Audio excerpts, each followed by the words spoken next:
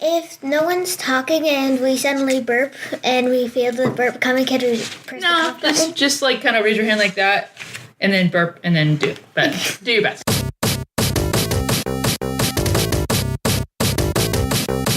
This is Unposit, a podcast by a family of geeks.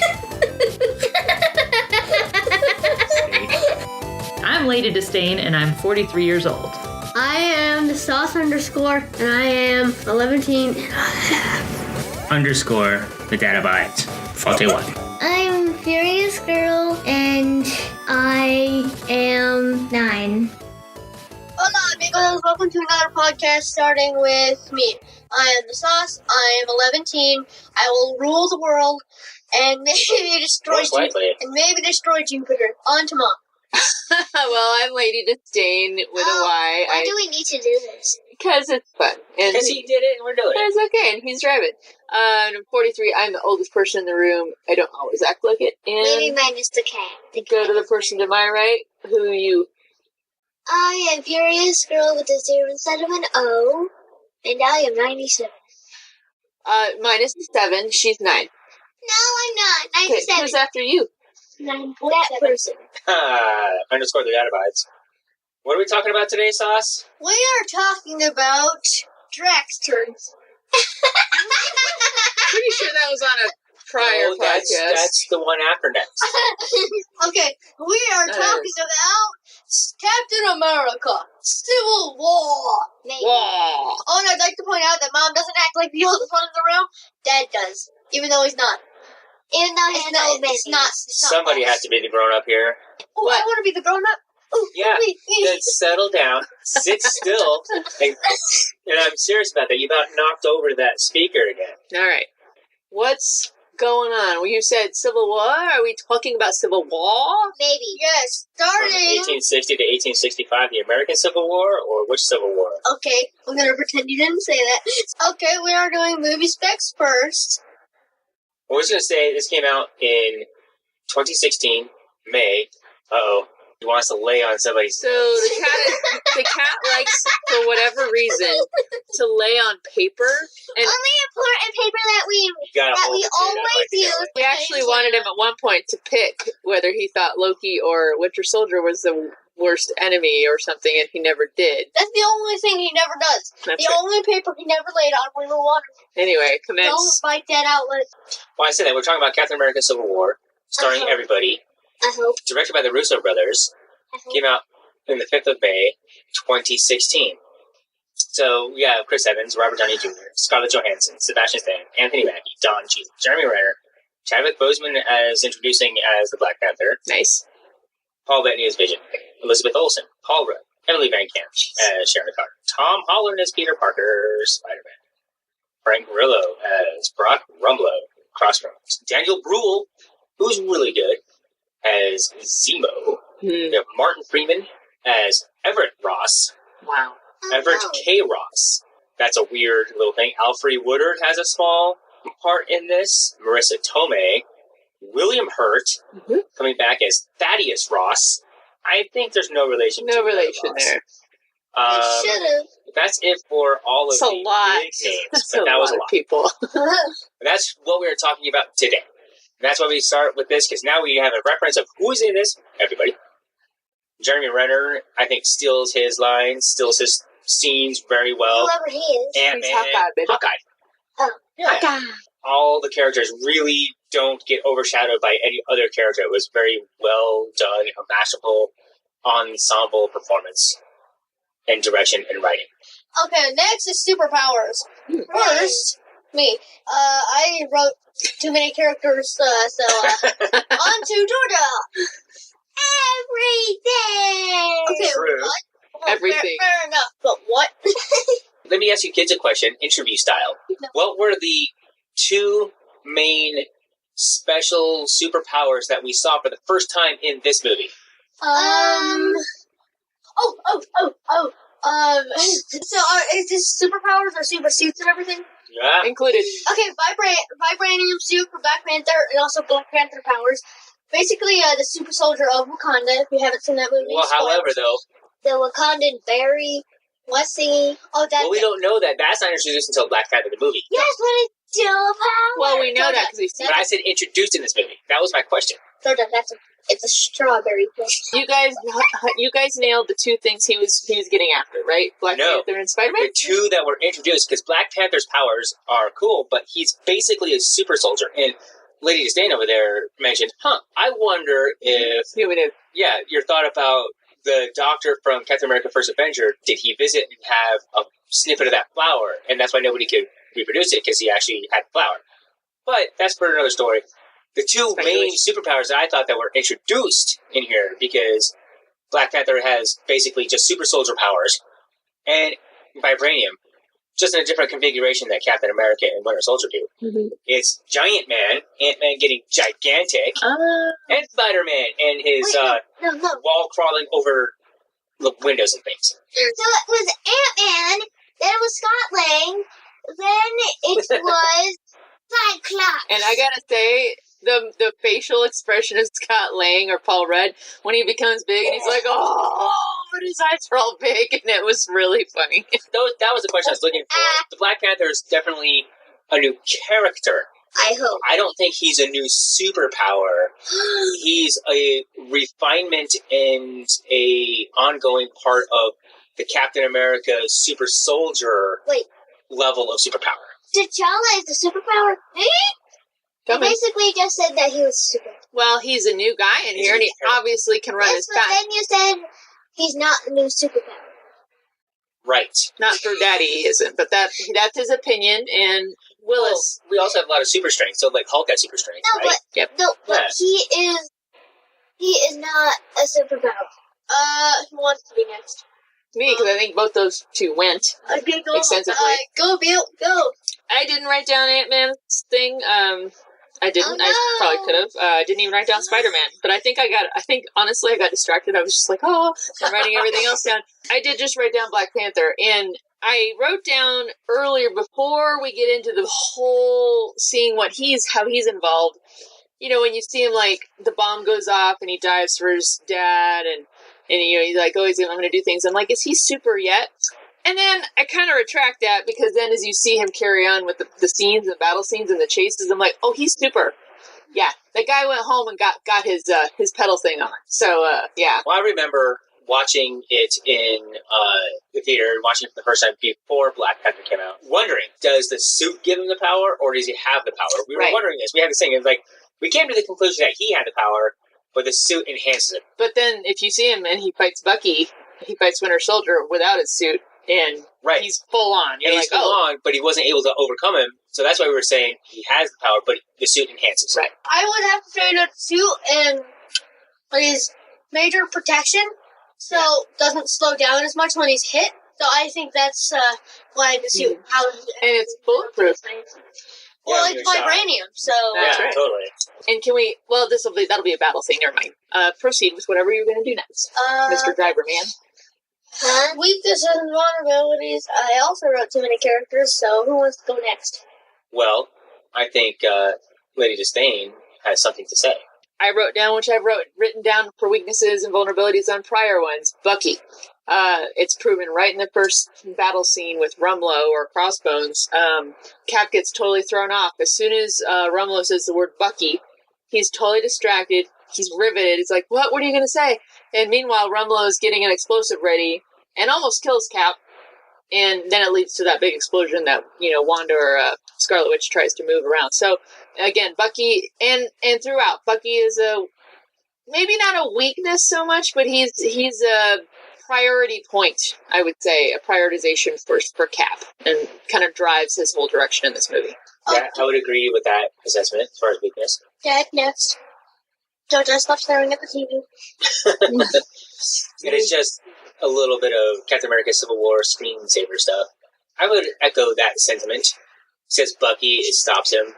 We have weaknesses to all of them. That's one thing I think none of these superhuman people are really invulnerable. Loss being a pretty constant theme throughout this movie, but they're all vulnerable to loss. Tony is reliving his loss of his parents, but then he's also just lost Pepper. Like, isn't broken up with her. Yeah, well, took a break. They're on a break. Spider-Man Homecoming kind of but resolved that. they were on a break, and so he's lost her. Cap feels like he's lost Bucky. He also loses Peggy Carter. So there's loss there that is also driving, so both of them are being very influenced, I think, by what the loss they're feeling in the moment. And right. For the main characters, too. Well, we have Captain America losing, Tony Stark. Those are the two main characters. That's the Civil War. The ancillary characters have a little bit, too, because Hawkeye doesn't lose anything. Right. He not gave up his family, but he chose duty over, finishing his kitchen with his family. Right. Going water skiing. Hold on. Scarlet Witch lost her brother, but that was a previous movie. Right. Vision didn't lose anything, but he's not human. He doesn't understand it. Zemo lost his family. That's the other thing, too. The main antagonist suffered the same loss, but also T'Challa did, the Black Panther did. We see that. That's the freshest loss, right, is T'Chaka. So we see how it comes to fruition at the end of the movie with Chadwick Boseman and his performance there. I think his best performance was at the very end. And he says to Zemo, "Revenge has consumed you. I'm no longer going to let it consume me." And we revenge, and it's consuming them. It's because Cap wasn't going to lose his friend again. Couldn't stand to lose his friend again. And Tony just lost his mind when he found out that's how his mom died. So I think Furious Girl has a point. I think I stole it from her, though. Are you good? Does that cover weaknesses and stuff, or? But seriously, Bucky has this part of his brain that science is, and then he's like, "Oh yeah, kill everyone." There's the elephant in the room at the weakness. And then the 11 words or whatever it was, and one of them was Homecoming for Spider-Man Homecoming. Okay, wait. Homecoming, one, break car. Wait, yeah. Those are the last ones. So what we need to do is come up with 11 words to say in a row that makes you instantly comply with, like, doing the dishes. Well, yeah, that's what we need. Wait, I can't believe we haven't been talking about that one. That's like a big, huge weakness. It's like a huge plot point and everything. Okay, Mom. Okay, Willis. I'm going to control you. Yeah, I'm not feeling very controlled right now. All right, what are we going on now, buddy? Okay, I'd say villains. I only wrote Zemo. We know Hydra is a villain. Yeah, we know Hydra is a villain, but that's in almost every movie, so I just wrote Zemo. Which I think lends credence to the gravity of the Red Skull from the Captain America First Adventure. Wait, credence, meaning... Credibility. Yeah, how... weight to it. Oh, we have this villain problem in the MCU. It's like, oh, it was solved with Killmonger. I'm like, was it really solved? Was it really a problem? Because we have... He actually says it. Hugo Weaving says it in the movie. I think the Red Skull was a great villain. Was as strong as the main character. Because he had the same thing. The serum wasn't ready. But he also says, cut up one head, two more will rise. And it set up the MCU. And it set up Hydra in S.H.I.E.L.D. He was cut off. And Hydra went underground and became even more pervasive than it ever was. I thought it was interesting. I feel like they set up... And again... Everybody, it seemed like in this movie, a lot of the main characters and even some of the just blips on the radar were dealing with loss. The woman that Stark runs into in the basement after he gives that presentation, give that presentation at MIT. She's lost something, and the extent she takes it is that she confronts him, gives him her son's picture, and says, "I blame you for this," and moves. So then, obviously that impacts him a ton. Then you've got Zemo, who totally takes it way farther. He's lost people, and he's like, I am going to wreck you guys, and goes to whatever lengths he has to do, killing all kinds of people to make sure that the Avengers suffer. And so I just thought those were two interesting paths where she set her... I mean, she's going to live with her grief and blame. And who knows, maybe eventually she's like, no, I wanted to blame them, but, whatever, but Zemo just went the other way with that, and I thought he kind of reminded me of a pitiable villain, because I always have found Bucky, Winter Soldier, to be like, oh my gosh, look what you're going through. Well, look what Zemo went through. You're like, dude. About Black Panther, which is the last one to come out, you've seen, and we have a podcast about, and how Killmonger, he's enviable, and he has a backstory. And Zemo's not enviable. His backstory was Avengers Age of Ultron, somewhat. We keep hearing him listen to his family over and over and over again. We see the extent he goes to. Can understand. It's like, oh, I gotta get rid of these super people because they're just killing everybody out of revenge. Like, you can't understand that if you have a family. Right. So he's super... You totally empathize. Empathizing. Yeah, you don't want to... You're not on his... I don't think you're ever on his side. I was never on Killmonger's side either, like in any way. The cat is now sitting on your notes. on my notes. Why are your notes on the floor? Well, because I don't want to put them on the laptop. They're right there where I can see them. Do it again, now we have things. Oh, no, you don't know that. Can I raise another villain? Okay. The Ross. United Nations. Yep. I was going to see if we said it at the same time. No, I didn't say Ross. Although said Ross. he kind of is the personification of the UN to me. But because he's the Secretary of State. But he, United Nations. And, I mean, I just had to, as adults, you kids might not get this. You will, unfortunately, in the future. But whenever they're like, oh, the UN will tell you when to go places and when, I'm like, oh, okay, sure they will. And it's just such a terrible straw person to put up in charge of the strongest force on the planet. Yeah, we'll tell you when to go some places and do good things. No, so we have the Sokovia Accords in this, kind of as the plot point MacGuffin thing that doesn't change, right? But it was spearheaded by the Wakandan government because there was a Wakandan delegation that was killed in that building that exploded in the opening battle with Crossbones. But then you come to find out that they're a super technologically advanced society that's all... It does... Watching this and then watching Black Panther directly, or having watched that Black Panther, it leads a little bit more credence to the conflict that T'Challa had with T'Chaka. But I would say that Ross, being the personification of the UN, is a villain. And he's always been a villain in the Hulk lore, whatever. Always wanted. But he sees himself now, he's got this duty, and he sees that he can control them. He wants to be controlling. He wants to have them for him. And then when he's given this evidence, he's like, I'm not going to even believe you. He's so obtuse. And he's even more so than Tony, because when Black Widow and Romanoff was talking to Tony and said, you can't put your ego aside for 1 minute, Ross is even more so, but he's also a smaller man, if you will. Yeah. Do you guys remember in Hulk, when you have that guy Ross, and he was like, oh, I'll just juice up what's-his-face and make him... powerful. I need a super soldier. And he wanted to capture Hulk and use him and stuff, weaponize him and stuff like this. And then it feels like, do you remember in the movie Today where he talked about, in Civil War, where he says, well, I had a heart attack and I gained perspective. Now it feels like he just kind of went the other way where he's like, no, we can't have any super people at all. We need to police them and not. So it feels like he just flipped the coin and went the total other way, but again, in a harmful way. But it's like, yes, but you're still not solving it. You're still part of the problem here. So I agree, he's a villain. He's definitely a villain, in my opinion. And then Everett Ross was like, is he a villain or he's not a villain? Is he incompetent? What's going on? I think this was just a small introduction for his role in Black Panther. So I was thinking about putting him down, but those are the two villains that I had. Any other villains? The other super soldiers minus Bucky. Yeah, good job. They were scary. The Hydra Elite Team, whatever it was called. Yeah. And then there's Stark and his... they were the best Hydra operatives before they got serum. And and they were before they got the serum, so they were Winter Soldiers. But I think finally said it. She's Team Cap. Yeah, me too. Well, okay, are we all Team Cap? You bring up a great question, Dorda. So some people who watch this movie might be Team Stark, Team Iron Man. Yeah, and they would be wrong. But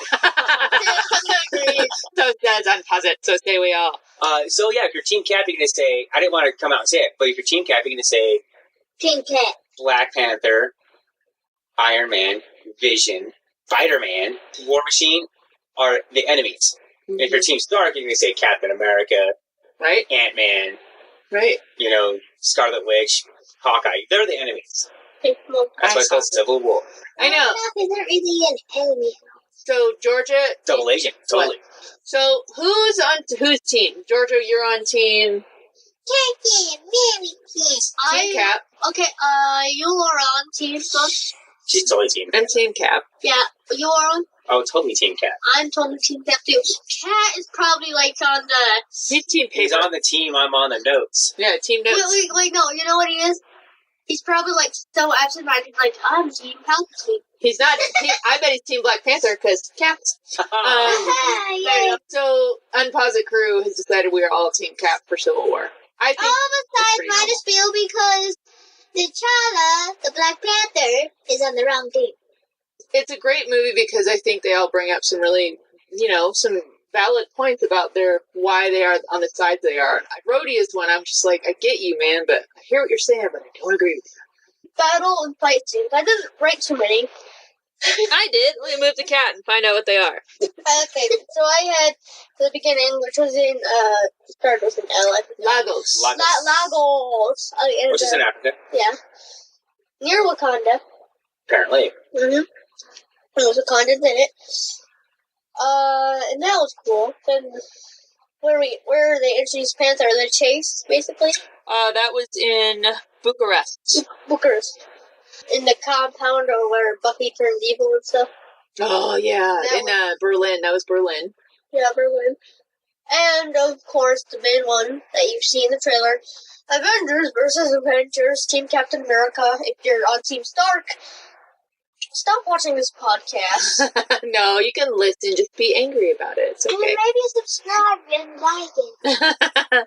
Or write in and tell us why we're wrong. Totally okay with that. Maybe we'll read your letter. Yeah, Maybe not. On the air. Yeah, I probably will. Who's okay, cool. I don't remember any others. Oh, yeah, the last one. Furious Girl has one. Let's see it. Let's hear it. Okay. Finally, it's all that Willis just said, and the one where all the other Winter Soldiers are fighting Bucky. Siberia. Oh, yeah, That's the flashback where we see... Yeah. Yeah, I think it's not too much of a fight scene because it's so short. It's a fight scene. Yeah, it's a fight scene, Yeah. but not too much of it. And also in Siberia, there was Stark versus Captain and Bucky. See, Stark only stood kind of a chance because Stark only stood kind of a chance because he's still influenced, like, oh, blah, blah, blah, blah. All the things you said, I didn't write down any additional ones. I think it was poignant that there were so many battles in a movie called Civil War. It was very on point. So, yeah, a lot of battles. That's all I had. Moving on to Dad.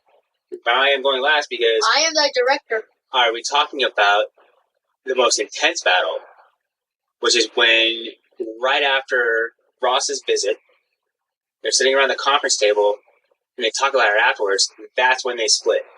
And it wasn't really fighting battle, it was a verbal battle. It was the worst battle. Well, that's the stage Sets for the them tone to for the whole split. movie there. The guy put that as a major battle, because that was a battle of ideas, a battle of ideology, of what you believe and what you're going to stand for. Yeah. A battle of sadness. It was sad. The ending was sad. You know, That battle. can I say, too, I felt it before we watched this, like, especially after seeing Age of Ultron, and then I felt it as we watched this.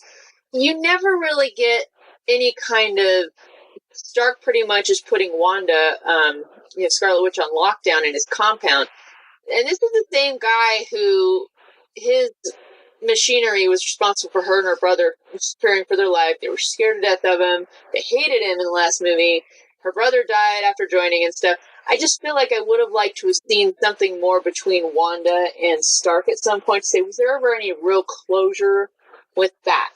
Because I did. There were a couple of moments in here where he's like, oh, see this kid, we killed him in Sokovia. And I'm like, yeah, and you're sitting across the room from someone from Sokovia that you killed their parent. So And you almost killed them. Yeah. I kind of thought that was a little like, I find your focus a little disturbing right now. So I mean, it was only one like a missile. yard Yeah, away from Quicksilver's space. It was a disarmed bomb. exactly. It was about to blow up, but it was disarmed. Yeah, so I would have liked, and I know they ran out of time, and I get it, but even in the deleted scenes, I would have really liked there to have been some kind of interaction between where she's like, hey, just something. because seeing this whole movie in the context of that, where it's like this is the guy that you were hell bent on destroying a movie ago, and now we're like, oh, I'm living in his compound. He can totally tell me not to go anywhere. It's totally cool. Alright, so moving on to Stanley cameo. I thought it was one of the few comedy things in here, but it was very low comedy, so I gave it a really, really sad, kind of poorly drawn sound face. So, Stanley, smiley face. do you guys remember what the cameo was? Georgia, what was it? It was a delivery person delivering the package from Mr. Captain America I think I know the movie. To to Tony Stank, and Tony Stank. and Rhodey said, I'd never get a table for two. Tony Stank. that was really Right funny. next to the bathroom. Okay, so, We know what you rated it. yeah, so go dead. I rated it pretty high. It was definitely a good version. And it's one of those ones where in Guardians of the Galaxy Volume 2, we get another cameo from Mr. Stan Lee. And he mentions this one. I was even a FedEx delivery guy Yeah. in that one. So it was one of those that he mentioned. I thought it was really good.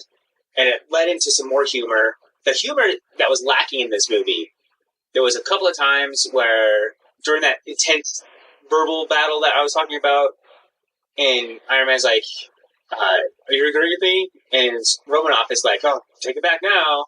And then Renner's like, oh, I knew I should have stretched. There was a couple of little things right there. Ant-Man not over-shaking Captain America's hand.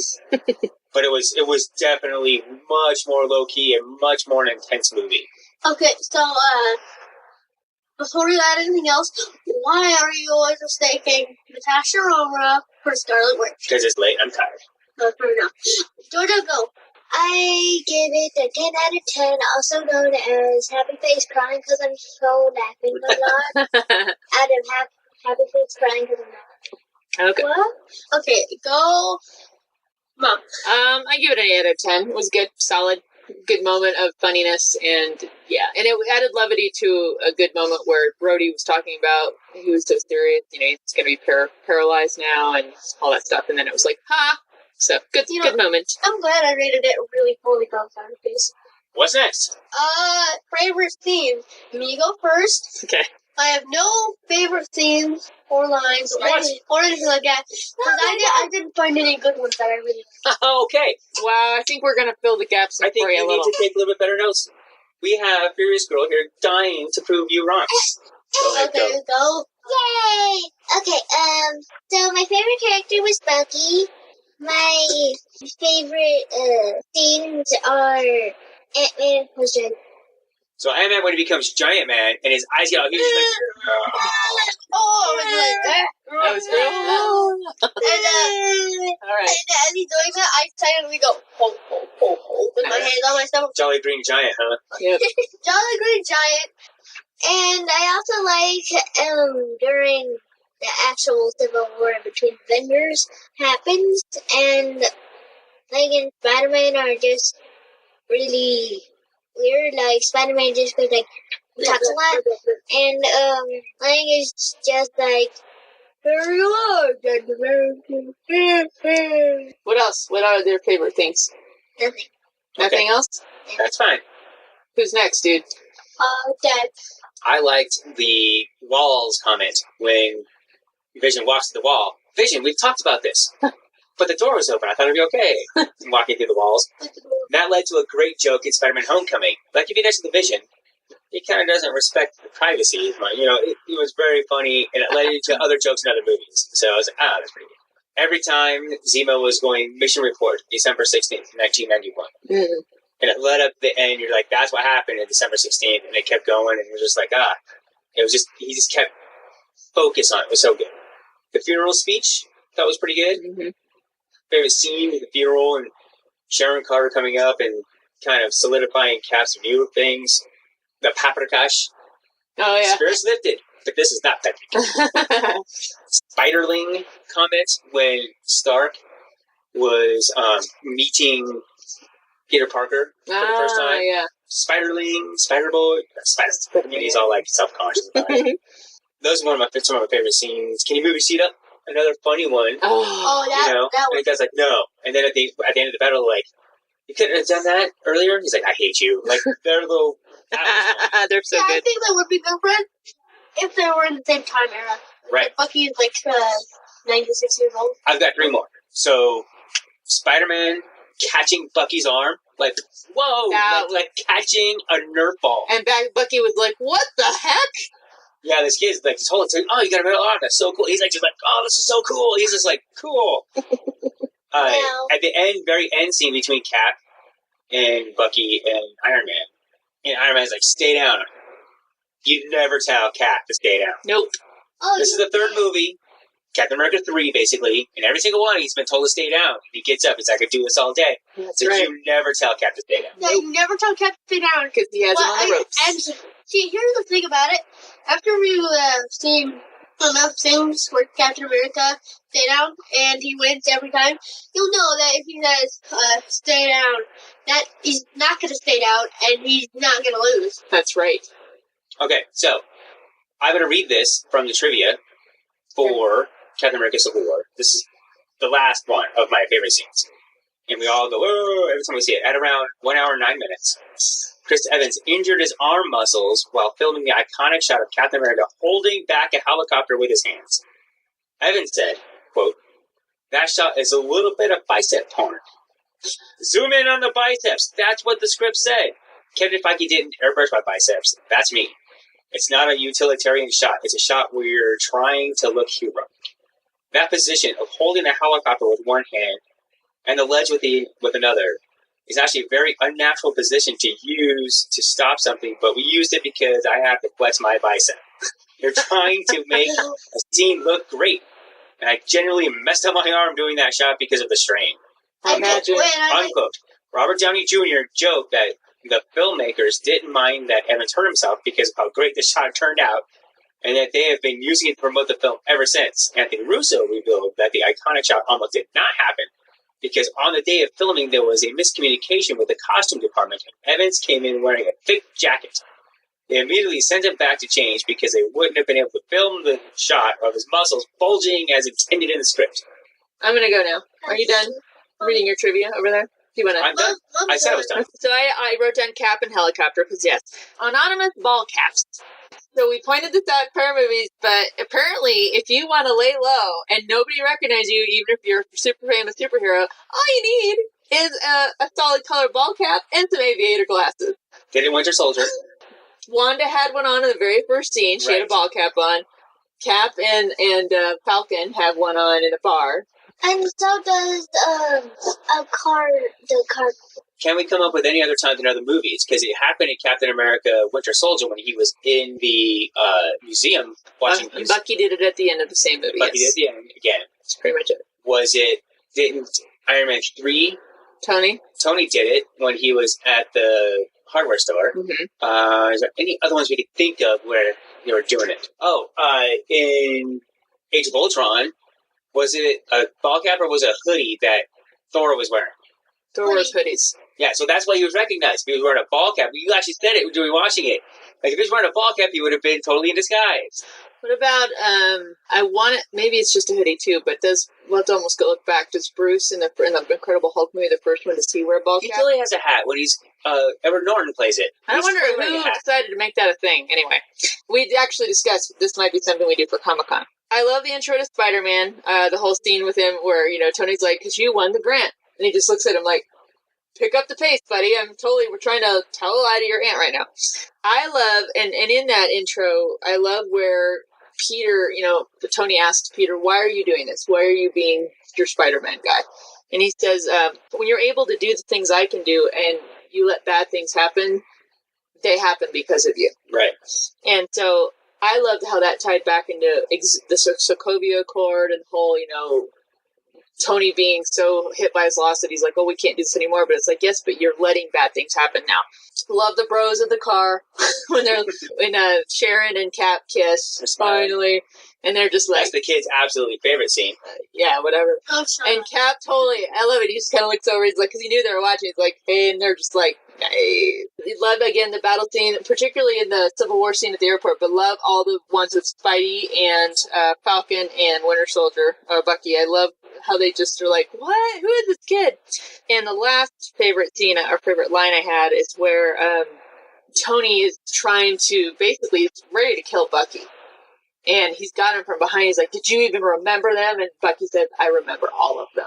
And you're just like, oh, he remembers everybody that he killed, even though he had no power to stop it.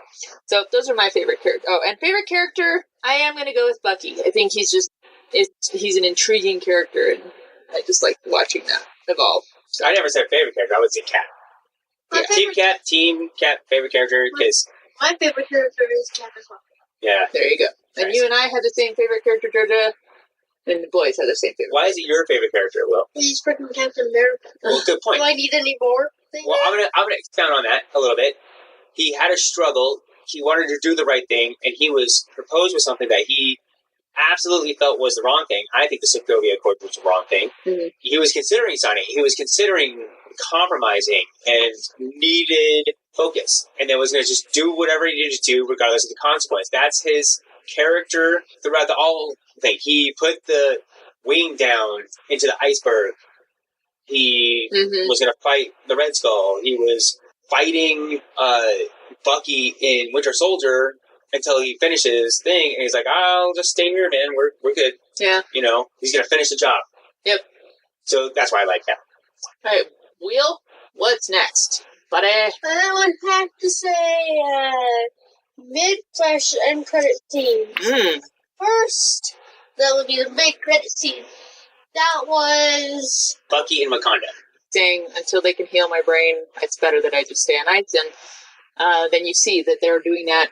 Cap's there with T'Challa looking out over Wakanda. yeah, and you know what I find intriguing? What? He trusted Bucky, which he recently tried to kill, but then I certainly killed you.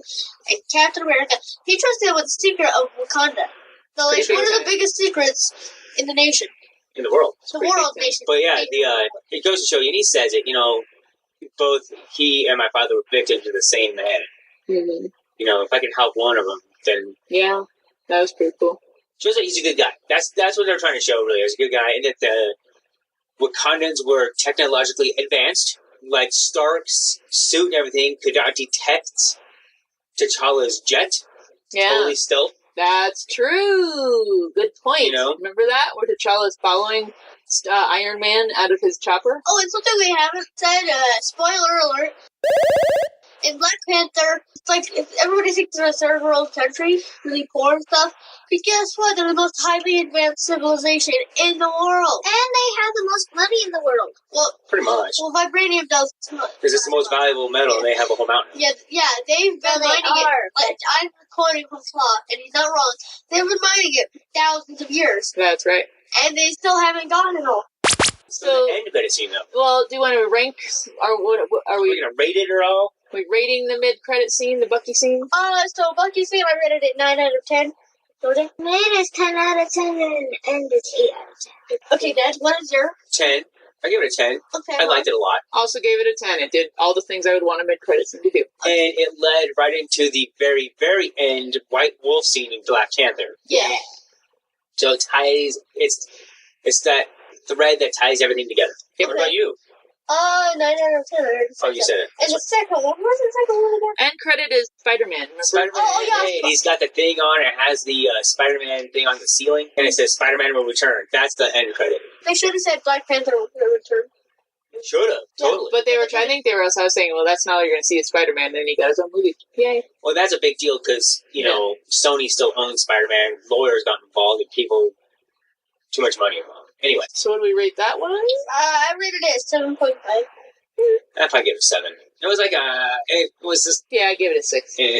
What about you? Do you give it an 8 out of 10? I think 8.7 out of 10. See, I'm glad Spider-Man was in this one because it did cause a little more humor. Yeah, his were the funniest scenes, and what was your rating for the last one?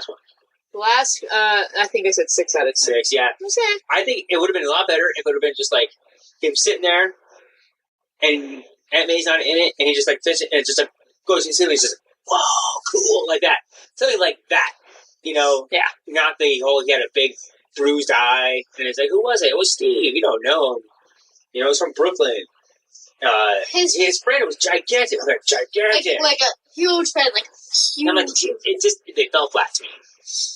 Fell flat. I did find it interesting too. Do you guys remember when Tony's talking to Peter Parker and it's like, I can't go to Germany, I have homework. He's like, I'm going to pretend you didn't say that. You know, he's kind of like encouraging him, saying, no, you just come and do this.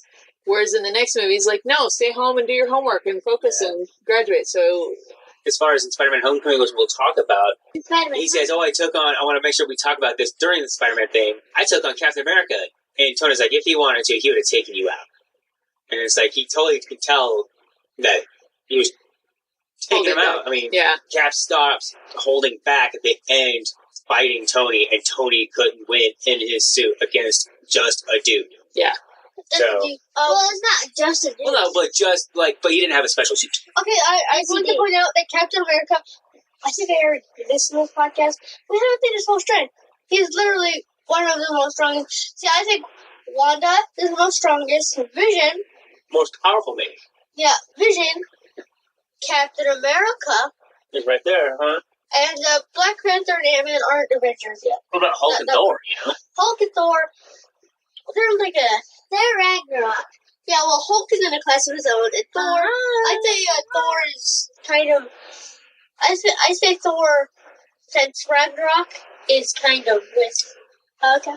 All right. So as we're about to enter spring break, you go ahead and answer that next question before the reading. What's the next one, Willis? Half-hour screen talk. Oh, that's what I was talking about. It's 100 days screen. Okay, so We're not getting more than an hour in a row of screen time any day off this week. Screen time will affect your eyes, and it hurts you. It hurts your development. But what are you planning? Half-hour screen, I'm planning like Minecraft, Overwatch, and Zelda. Maybe something else. What about you? I'm planning on Minecraft Realms, Zelda, and maybe a little bit of Lego World. Oh, there you go. I've played that for a while. Nice. And then... You're just like close. She's tired. All right. What's your unit of measure? What'd you decide? Okay, now I'm ignoring what I wrote down. 6.5 out of 10 frickin' missiles. I don't understand, but I know I rated it badly. There are 200 million missiles in here. 200 million.1 more than the last. Cap shoots a lot of missiles. A lot of missiles. Zemo shoots a lot of missiles. It would take 100 missiles. Crossbones shoots a lot of missiles. There are a lot of explosions. Let's just say that, yeah. Explosions, So that was an arrow missile from Hawkeye. Yeah, okay. It is a missile. So it's a freaking missile. How did you rate it? A 6.5? 6.5. Well, I'm ignoring that 8. 6.5. You gave it a 6.5 out of 10? I don't like it. Hey. It's not that good. All right. Now, some of the fighting scenes are can good. I give you a Y? Just a real small Y. Well, I rated it high. It ain't got no humor. Doesn't like it because it's not so fun. It's darker. I think that's legit. Kids won't go back to see it. Yeah, no, I agree with that. This definitely varied more into the like adult action film versus like having some kids stuff. True. And then we wonder if this is going to be the same tones, the same directors, same cast, has half of the same cast for Infinity. Go to the 8.4 out of 10. Freaking missiles. 8.4. Okay, Mom. I give it a 9 out of 10 freaking missiles. Dad. A solid 8, leaning towards the 7.9, but 8. What? 7.99. Yeah, I'm gonna go with it. 7.99. I like it. I like it a lot. I don't like it as much as Winter Soldier. I don't like it as much as Ragnarok, the humor in Ragnarok. It gets a little long. Well, just wait for Infinity War then. Right, and Infinity War is longer. Hopefully, Infinity War is better and blows your mind a little bit more. But that being said, I love this movie. I don't hate this movie, and I would watch it again. It's just I can't because I have things to do. Okay, before we dismiss you guys, can I ask you one question? One question. Out of the superheroes in this movie, which one do you think has the greatest chance of hurting Thanos? Surprising him, overcoming his power, putting something out there that Thanos can't exactly fight. Well, we saw in the trailer that Captain America already surprised him, but my number 2 is Scarlet Witch, because she might be able to fly away. Yeah, what's the maximum number? Just pick one. You gotta pick one. Scarlet Witch. Really? Yeah, because she can just make him fly. If she can overpower the Infinity Stone, like disable it and like control the person who's using it, all right, then she could probably like. I'm going to say Ant-Man.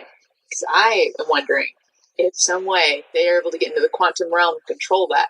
If they can take down Thanos. Yeah, if he gets... And that's why... Now look at this. Let's talk about Infinity War real quick. Because we're going to talk about Infinity War for every podcast until it comes out. Because these last podcasts are all Infinity War. So they're talking about Quantum Realm. The movie directly after Infinity War for the Marvel series is... Ant-Man and the Wasp. Right. And he's still on a run. That's the movie right after Infinity War. So does that movie take place before Infinity War? Or is he Infinity War, the sequel, Avengers 4? Because then they're talking about the Quantum Realm. He obviously goes into the Quantum Realm because Janet Van Dyne is in this movie, played by Michelle Pfeiffer. And so, yeah, the Quantum Realm, that's a good one. But also, the opposite of that, when he becomes giant, man, when he becomes big and just like is able to actually go toe-to-toe with him in strength. Who do you think could have the one guy in here, or person would have a chance? The Quantum Realm one is a really good one. Thank you. Like, gets into the Quantum Realm and, like, just goes into the Infinity Stone and then, like, implodes an Infinity Stone. Well, there's singularities, and he's like, if you're talking all that... I'd like to point out... I think it is Scarlet Witch. I'm with the sauce here. And Furious Girl. Right. And Furious Girl going just, like, that whole thing where maybe she sees someone, like, Vision gets hurt, and then the same thing happens, like, with her brother in Voltron. And she just goes nuts on it. And is able to, like, levitate him out of the world or whatever. Yeah. And that's how they end the movie or something. We don't know. It's going to be amazingly good. I do love this movie. Just not as good as Winter Soldier, in my opinion. What are you going to ask? Scarlet Witch could probably control the Infinity Stones eventually if she trains. No, but probably... She is young. That's the thing. Yeah. She's young. Not, yeah. So... And can we go play Minecraft? Yep.